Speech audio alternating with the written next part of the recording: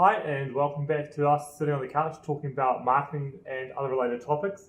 Going over some interesting points this week. I wanted to talk a bit more about how we utilize existing asset and particularly websites. Probably one of the most overlooked tools now we have. Everyone has one, but no one knows how to work with one. So I brought in today our website expert, Jay.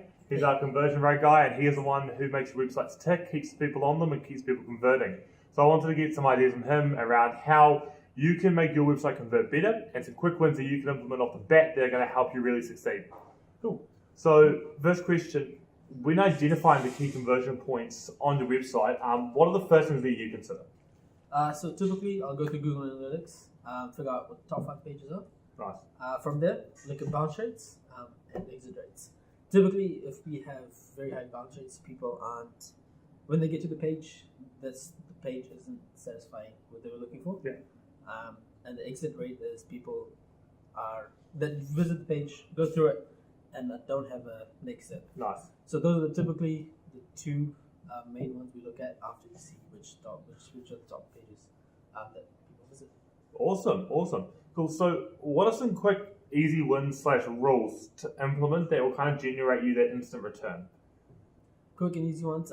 For bounce rates, in the first field, make sure all the copy is centered towards what the goal of the page is. So for the home page, it's introducing your brand, your company, your team, and what you do. Nice. For contact page, it would be having a picture of your contact person, first person you're getting in touch with, simple things like that. And having CTAs, which are call to actions, buttons, basically that lead people around as well. Nice, cool.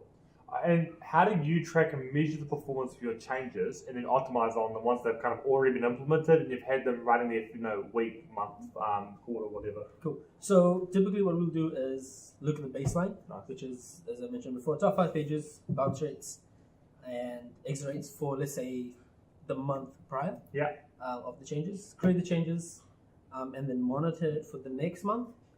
This we'll typically do on Google Analytics. And compare the data between previous month and the next month. And look at how they're performing. Bounce rate's going down. That means you're doing a good job. Cool. If it's the same, then we need to look at other things that may be impacting it. So things like where those people are coming to those particular pages, etc. Same thing with the exit rate. So if we've introduced new CTA, so let's say in the second fold, you're introducing your results page.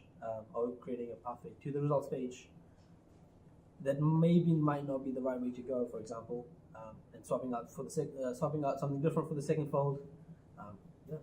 Awesome, brilliant.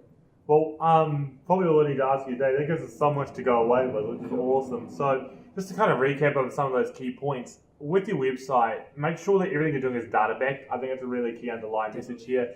Google Analytics is your best friend. In fact, the whole Google suite, so Analytics, Data Studio, Search Console, Tag Manager, it's all out there and we use it all the time.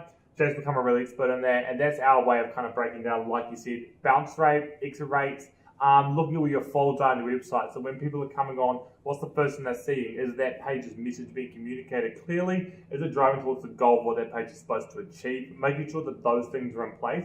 They're kind of, I guess, the pillars of what makes your website convert, but they're also quick and easy wins. They're not hard, and they are really, really important. So a really good tip I think we do a lot is get a friend or family to jump on your website and try and get them to tell you what they think you're trying to tell them. So get them to jump on. Can they figure out what you want them to and stuff? And that's a really nice, easy way to kind of get that feedback on, actually, maybe my goal's not as clear as it is. It's a really cool thing we can do. Cool. That's all for this week. We'll keep it short and sharp, but some really cool stuff there to go away with and rock on your website. If you do want to get kind of an expert insight into how your website can do better, get in touch. Jay's email is jay@inbound.all.nz. He's your guy. He's been doing this for a while and he knows us back to front. So feel free to flick an email through or reach out to me, liam@inbound.all.nz, and I can get in touch with the right guy. Cool. That's all for this week. Cheers for tuning in, and we'll see you again next week. Cool. Thanks, guys.